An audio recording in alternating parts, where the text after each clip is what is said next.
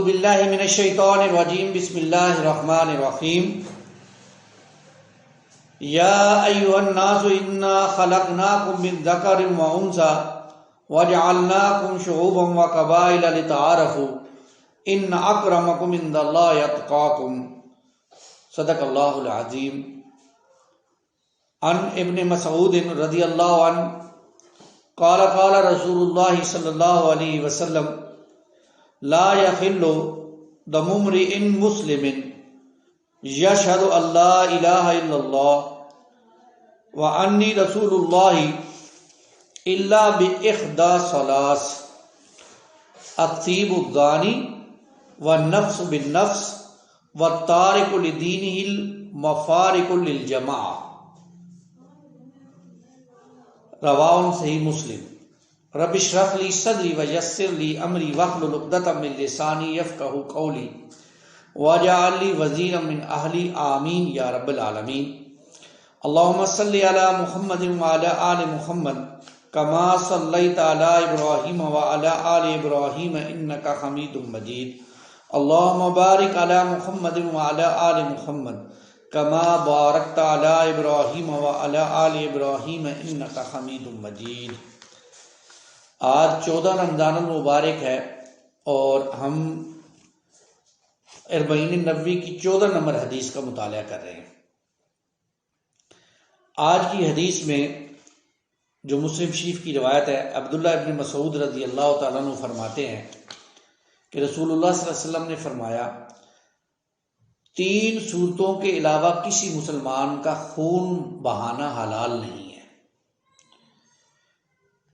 اس مسلمان کا جو یہ گواہی دیتا ہے کہ اللہ تعالیٰ کے سوا کوئی معبود نہیں ہے اور یہ کہ میں اللہ تعالیٰ کا رسول ہوں۔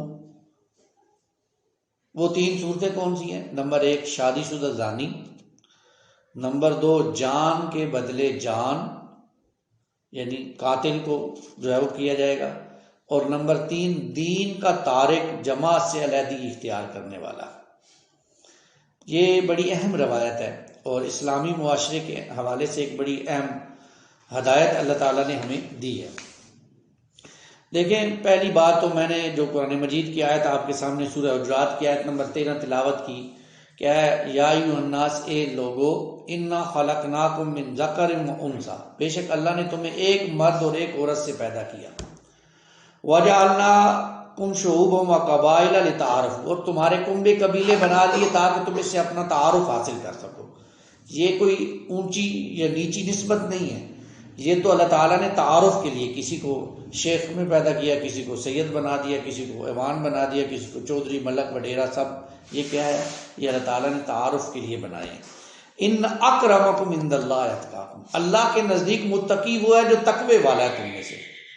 جس کے اندر تقوی ہے وہ متقی ہے اللہ کے نزدیک، اور جس کے اندر تقوی نہیں ہے وہ متقی نہیں ہے۔ تو اللہ کے نزدیک ان اکرمکم عند اللہ اتقاکم، وہ متقی ہے جس کے اندر ہے تقوی بھرا ہوا ہے۔ اب ذرا اس حوالے سے حدیث کے اندر جو آ رہا ہے کہ دیکھیں کسی مسلمان کا، پہلی بات تو یہ ہے کہ اللہ جو مسلمان کی خون کی جو ہے وہ بڑی حرمت ہے۔ آپ نے فرمایا حلال نہیں ہے کسی مسلمان کا خون، کسی مسلمان کو خون کر دینا، کسی مسلمان کی جان لے لینا، کسی مسلمان کو قتل کر دینا جائز نہیں ہے۔ آگے اس مسلمان کی تاریخ بیان کی کہ یعنی جو شخص یہ کلمہ کہتا ہے اشہد ان لا الہ الا اللہ وانی رسول اللہ، جو گواہی دیتا ہے کہ اللہ کے سوا کوئی معبود نہیں ہے اور میں اللہ کا رسول ہوں، یہ مسلمان ہونے کی بہت بڑی شرط ہے۔ اور جو شخص یہ شرط پوری کرتا ہے، اب اس شخص کے جان، مال اور عزت کی حفاظت کی جائے گی، اس کو قتل نہیں کیا جا سکتا۔ لیکن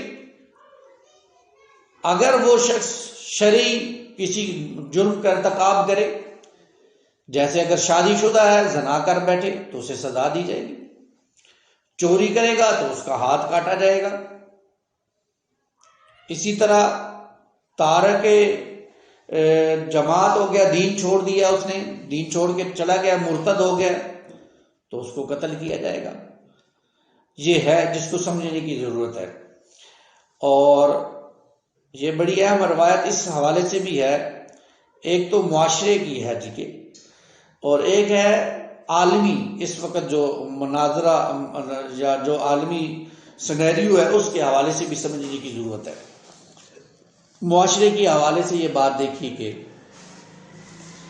یہ سزائیں کون نافذ کرے گا۔ پہلی بات تو یہ ہے کہ یہ سزائیں ہر شخص اٹھ کے خود سے نافذ کرے گا۔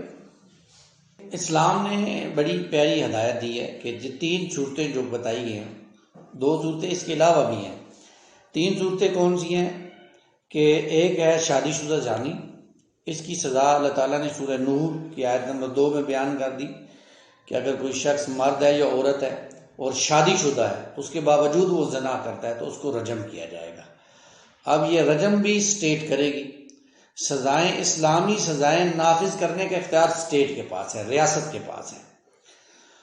اب دوسری بات، دوسرا انسان کون سا ہے جو اس کے بعد قتل مرتد، جو دین سے پھر جائے، دین چھوڑ دے، اس کو جو ہے وہ قتل کیا جائے گا۔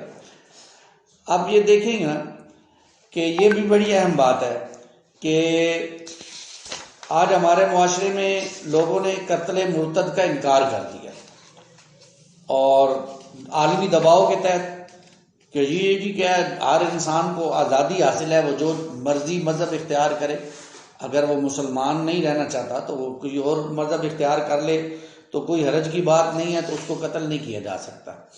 دیکھیے کہ بڑی اہم بات ہے کہ اب اگر کوئی شخص قتل کرتا ہے، اب کوئی شخص اسلام سے پھر جاتا ہے، مرتد کی سزا قرآن مجید نے بیان کی ہے۔ وہ لوگ جو موسیٰ علیہ السلام پر ایمان لائے تھے، سورہ بقرہ کے اندر موجود ہے، جب موسیٰ علیہ السلام چلے گئے اور وہ انہوں نے پیچھے سے بچھڑے کی پوجا شروع کر دی، تو اللہ تعالیٰ نے واپسی پر کیا کہا کہ ان کے مردوں کو قتل کر دیا جائے۔ یہ مرتد کی سزا تورات سے چلی آ رہی ہے۔ اور سزاؤں کا مقصد کیا ہوتا ہے؟ سزاؤں کا مقصد یہ ہوتا ہے کہ روب دہشت پیدا کی جائے تاکہ لوگ جرائم سے باز رہیں۔ اب آپ دیکھیں امریکہ اس وقت جو آزاد خیال دنیا اس کا سب سے بڑا سرغنہ ہے، لیکن وہاں سب سے زیادہ جرائم ہے۔ کیوں؟ کہ وہاں کوئی شخص اگر جرم کرتا ہے تو وہ لوگ کہتے ہیں کہ یہ ذہنی مریض ہے، اور اس کو کاؤنسلنگ کلاسیں کرواتے ہیں اور اس کے لیے اس کو جیل بھیج دیتے ہیں، اور وہاں اس کی بڑی آؤ بھگت ہوتی ہے، پھر وہ بڑا مجرم بڑھ کے نکلتا ہے۔ اور وہاں جو ایفرو امریکینز ہیں وہ تو ان امریکیوں سے گن گن کے بدلے لے رہے اور ان کو قتل و غارت کرتے ہیں۔ جبکہ اس کے برعکس آپ دیکھ لیں سعودی عرب کے اندر اسلامی سزائیں نافذ ہیں، وہاں پہ اگر کوئی شخص جرم کرتا ہے تو اس کو سزا دی جاتی ہے، اور وہاں پر کتنا امن ہے، کتنا سکون ہے۔ تو اسلامی ریاست سزائیں جو ہے یہ اصل میں ایک دہشت ہے پیدا کرنے کے لیے اور معاشرے کو پرسکون رکھنے کے لیے۔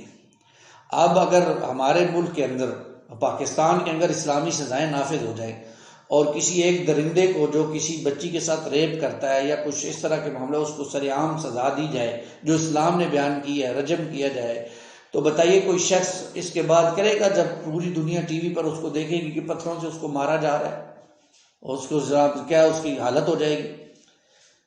تو یہ سزائیں ہیں۔ پھر دیکھیں کہ اللہ تعالیٰ نے سزا کی انتہا کو کہاں تک رکھا ہے۔ دیکھیں ایک عام جرم ہے، ایک شخص ہے، کنوارا ہے، شادی شدہ نہیں ہے، کنوارا ہے، اور اس سے زنا ہو جاتا ہے، تو اس کی سزا اس کو قتل کر دینا نہیں ہے۔ کیوں؟ کہ اس کے اندر جذبات تھے، وہ بہہ گیا، اب کیا ہے، اس کو کوڑے لگائے جائیں، اس کو کوڑے لگائے جائیں گے، لڑکی لگے۔ لیکن شادی شدہ تھا، وہ اپنی ضرورت اپنی بیوی سے پوری کر سکتا تھا، لیکن اس نے اس سے پوری کرنے کے بجائے کہیں اور سے اس کو پورا کیا، اب اس نے جرم کیا ہے۔ پھر اسلامی سزائیں کب نافذ ہوگی یہ بھی ذرا نوٹ کیجیے۔ اسلامی سزائیں ایسے نہیں ہیں کہ فوراً سے نافذ ہو جائیں گی جیسے ہی جو ہے وہ معاملہ ہوگا، نہیں، اسلامی سزاؤں سے پہلے لوگوں کے ذہنوں کو بدلا جائے گا۔ جہاں زنا کرنا مشکل ہوگا وہاں اگر کوئی شخص زنا کرے گا تو اس کو سزا دی جائے گی، لیکن جیسے ہمارے ملک میں ہر طرف زنا دندناتا پھر رہا ہے اور اس کی جگہ جگہ پر ہم نے خود سبیلیں لگائی ہوئی ہیں، تو وہاں پر اگر کوئی زنا کرے گا تو ہم کہیں گے نہیں جی اس کو رجم کر دیا جائے، یہ نہیں ہوگا۔ پہلے وہ سارے راستے جو زنا کی طرف لے کے جاتے ہیں ان پر قدغنیں لگائی جائیں گی، ان کو روکا جائے گا۔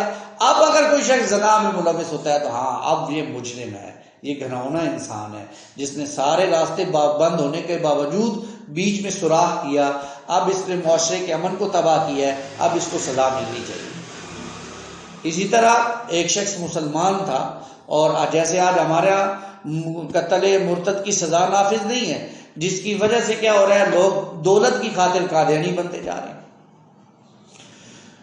خوبصورت لڑکیاں پھنسا لیتی ہیں مسلمانوں کو، اور وہ پھر بعد میں ان سے جو ہے مذہب تبدیل کروا لیتی ہیں، باہر سیٹل ہونے کے لوگوں کو چانسے دے کر جو ہے ان سے مذہب تبدیل کروایا جاتا ہے۔ تو یہ کہ اگر لوگ معلوم ہو کہ میں نے جان دے دینی ہے اس کے بعد، تو پھر جو ہے وہ 100 مرتبہ سوچے گا دین چھوڑنے سے پہلے۔ تیسری بات، اگر کوئی شخص کسی کو قتل کر دیتا ہے تو اس کے بدلے میں بھی اس کو قتل کیا جائے گا۔ اب اس حوالے سے قرآن مجید نے کچھ ہدایات دی ہے کہ قتل عمد ہے، قتل خطا ہے، کسی نے جان بوجھ کر کسی کو قتل کیا ہے، کسی نے خطا سے قتل کیا ہے، اس کی علیحدہ علیحدہ سچویشن ہے۔ لیکن اب یہ سزا بھی اسٹیٹمنٹ کا کام کیا ہے، ریاست کا کام کیا ہے کہ وہ مجرم کو پکڑ کر، اسٹیٹ اس کو پکڑ کر، قاتل کو پکڑ کر مقتول کے وارثین کے سامنے کھڑا کر دے گی۔ یہ آپ کا مجرم ہے، آپ چاہیں تو اس کی جان لے لیں، چاہیں تو اس کو معاف کر دیں، چاہیں تو اس سے فدیہ لے لیں، یہ آپ کے اوپر۔ یہ کسی اور کو، جج صاحب کو، نہ صدر کو، نہ وزیر اعظم کو، کسی کو کوئی اختیار نہیں ہے کہ وہ کسی قاتل کو معاف کر سکے سوائے مقتولین کے وارثین۔ یہ جو ہمارے قانون میں ہے کہ جی صدر معاف کر سکتا ہے، صدر کیا، صدر کا باپ بھی معاف نہیں کر سکتا جب تک مقتول کے وارث نہ معاف، اور ان پر کوئی دباؤ نہیں ہوگا۔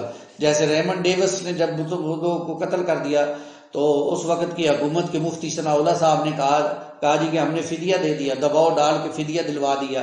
تو یہ فدیہ دباؤ کے تحت نہیں ہوگا، یہ اپنی رضا سے، خوشی سے کوئی کرنا چاہے تو ہو سکتا ہے، نہیں تو اس کی قتل کی سزا قتل ہے، جان کے بدلے جان، اور یہ تو رات سے چلی آ رہی ہے۔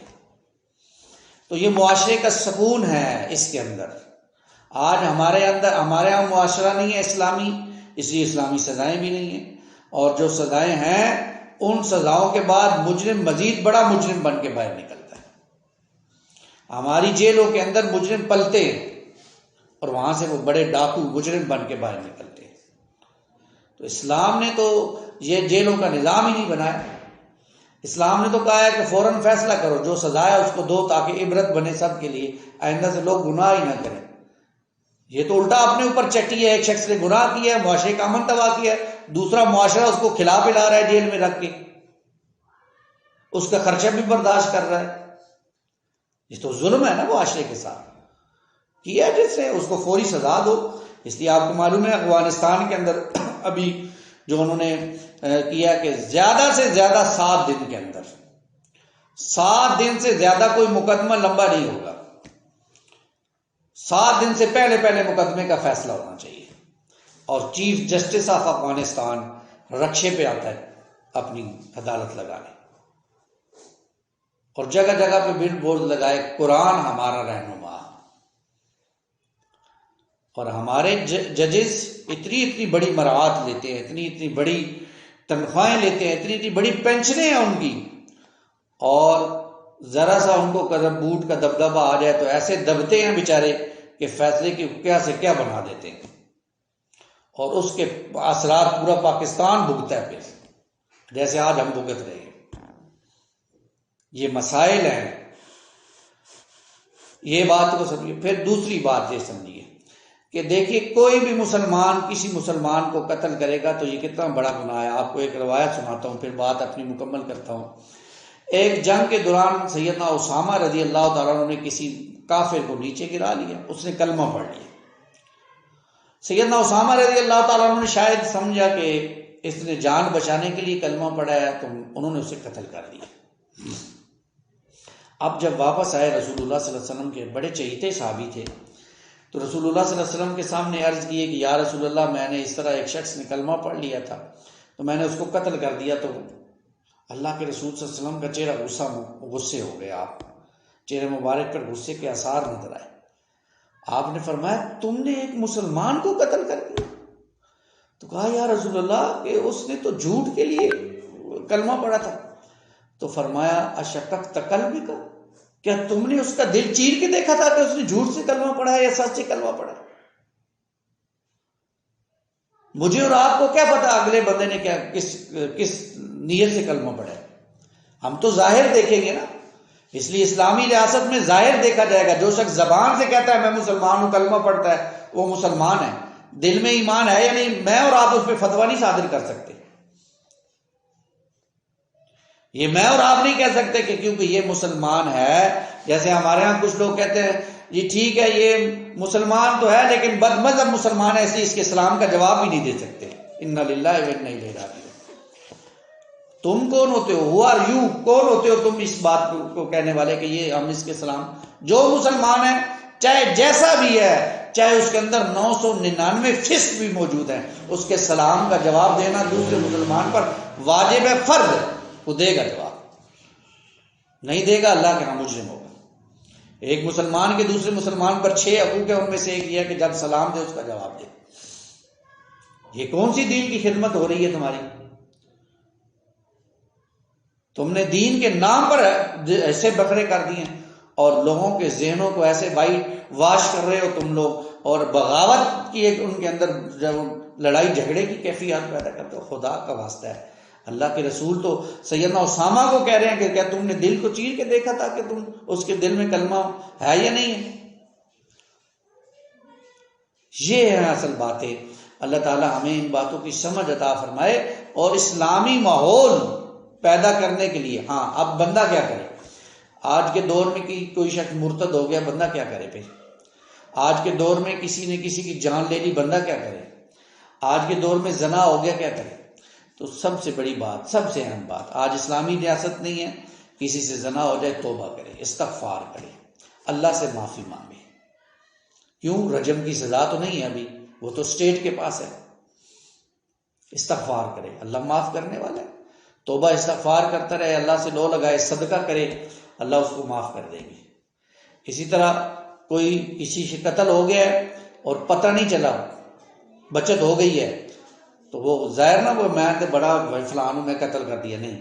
توبہ کرے، استغفار کرے، اللہ سے معافی مانگتا رہے، اللہ سے معافی مانگے، روئے، اللہ اس کو معاف کر دیں.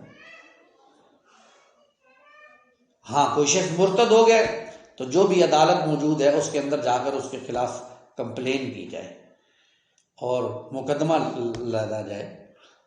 ہاں اگر وہ فیصلہ نہیں کرتے تو آپ اور میں بری ہیں، پھر وہ مجرم ہیں جو فیصلہ غلط کرتے ہیں. یہ نہیں کہ اب عدالت نے فیصلہ صحیح نہیں کیا تو ہم تلوار اٹھا کر اس کی گردن اڑا دیں، نہیں. اس سے معاشرے میں افراتفری پھیلے گی. پھر ہر شخص کہے گا یہ تو مرتد ہو گئے، مرتد بنا کے اس کو قتل کر دیں. جو کام ریاست کا ہے وہ ریاست کرے گی. میرا اور آپ کا کام ہے، ہمارا کام ہے ریاست کو بتانا، ریاست کے اداروں کو بتانا. پہلے بھی عرض کر چکا ہوں، آج ہم میں سے ہر شخص نے اپنی ذمہ داری کو چھوڑ دی ہے. میڈیا والوں نے اپنا کام چھوڑ دی ہے، دوسرے کے کاموں میں مداخلت کرتے ہیں. مولوی نے اپنا کام چھوڑ دیا ہے، دوسرے کام میں مداخلت کرتا ہے. تاجر نے اپنا کام چھوڑ دیا ہے، دوسرے کام میں مداخلت کرتا ہے. ہر کوئی اپنی ذمہ داری کیوں نہیں ادا کرتا؟ معاشرے کے لیے یہ بھی تو ضروری ہے نا کہ ہر شخص اپنا فرض ادا کرے. میں اور آپ اپنا فرض ادا کریں.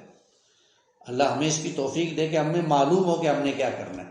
آج تو کسی کو معلوم ہی نہیں ہے. بچہ بڑا ہو جاتا ہے، اس کی شادی ہو رہی تھی، اسے معلوم ہی نہیں ہے شادی کے بعد میرے کیا فرائض ہیں، کیا کیا میں نے جناب.